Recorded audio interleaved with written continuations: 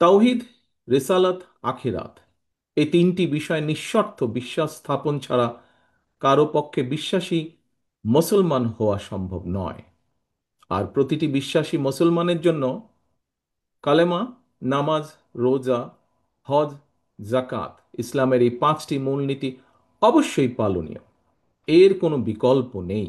আমরা দেখতে পাই ইসলামের এই পাঁচটি বিষয়ে কিন্তু বিশ্ব মুসলিম উম্মার মধ্যে কোনো বিরোধ নেই, বরং সবার চূড়ান্ত ঐক্য রয়েছে। তবে ব্যক্তি এবং সমাজ জীবনে এইসব বিধিবিধান, বাস্তব প্রক্রিয়া পদ্ধতি নিয়ে কিংবা হীন দলীয় স্বার্থে ইসলামের রাজনৈতিক ব্যবহার নিয়ে ইসলামিক স্কলারদের মধ্যে মাঝে মাঝে আমরা মতবিরোধ এবং ভিন্ন মত দৃশ্যমান দেখি। একটি রাজনৈতিক দল হিসেবে বিএনপি মনে করে আল্লাহর উপরে পূর্ণ আস্থা ও বিশ্বাস এবং মহানবীর শান এবং মান সমুন্নত রেখে ইসলাম নিয়ে গবেষণায় নিঃসন্দেহে কোনো বাধা নেই।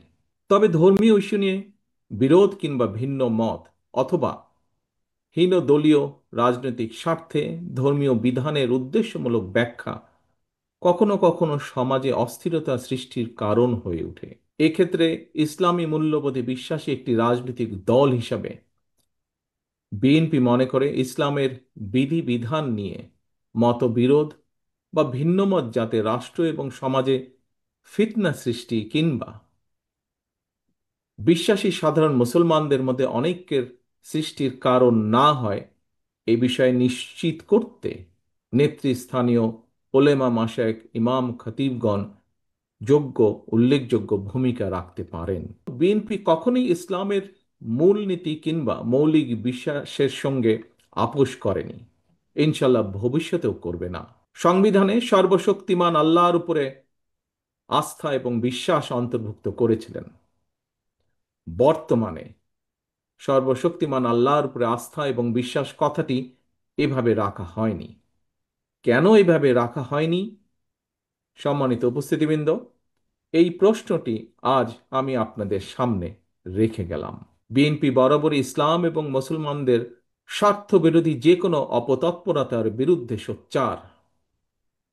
পতিত পরাজিত পলাতক স্বৈরাচার ইসলাম, মুসলমান এবং ইসলামী সংস্কৃতিকে রাষ্ট্র এবং সমাজে নানাভাবে হেয় প্রতিপন্ন করার অপচেষ্টা করেছিল।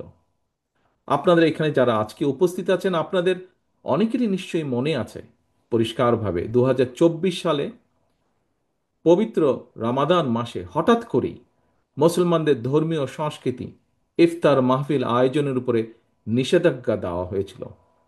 এটি কোনো বিচ্ছিন্ন ঘটনা ছিল না, এটি ছিল বাংলাদেশে ইসলাম বিরোধী, ইসলাম মূল্যবোধ এবং সংস্কৃতির বিরুদ্ধে সুদূর প্রসারী ষড়যন্ত্রের একটি অংশ। সেই সময় বিএনপি এই অপতৎপরতার তীব্র প্রতিবাদ জানিয়েছিল। 2013 সালে রাজধানীর শাপলা চত্বরে হেফাজতে ইসলামের হাজার হাজার নেতাকর্মীর উপর, সমর্থকের উপরে হানাদার বাহিনীর মতন ক্র্যাকডাউন চালানো হয়েছিল। গণহত্যার প্রতিবাদে এবং হেফাজতে ইসলামের সমর্থনে বিএনপি সারা দেশে 2 দিন হরতাল সহ বিভিন্ন কর্মসূচি পালন করেছিল তখন।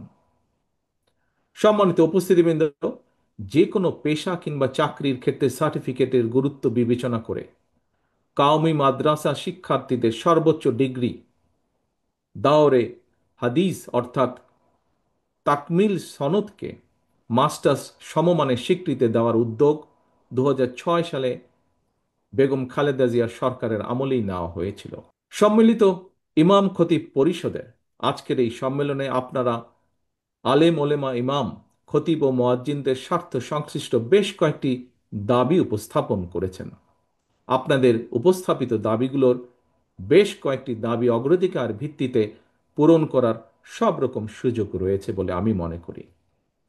আপনারা ইমাম, খতিব, মুয়াজ্জিনদের জন্য সার্ভিস রুল প্রণয়নের দাবি জানিয়েছেন। আপনাদের এই দাবিটি অত্যন্ত যৌক্তিক। অনেক মসজিদে মসজিদ কমিটির ইচ্ছা অনিচ্ছার উপরে ইমাম মুয়াজ্জিনের চাকরি নির্ভর করে। আমি মনে করি এটি হওয়া উচিত নয়, এটি হতে পারে না। এটিকে আমি ইমাম মুয়াজ্জিনদের বিরুদ্ধে অন্যায্য আচরণ বলে মনে করি। ইনশাল্লাহ আল্লাহর রহমতে বিএনপি রাষ্ট্র পরিচালনার সুযোগ পেলে সার্ভিস রুল প্রণয়নের ব্যাপারে অগ্রাধিকার ভিত্তিতে বাস্তবায়নের উদ্যোগ বিএনপি সরকার গ্রহণ করবে ইনশাআল্লাহ। উপস্থাপিত অন্যান্য দাবিগুলো বাস্তবায়নের জন্য কার্যকর উদ্যোগ বিএনপি সরকার ইনশাআল্লাহ গ্রহণ করবে।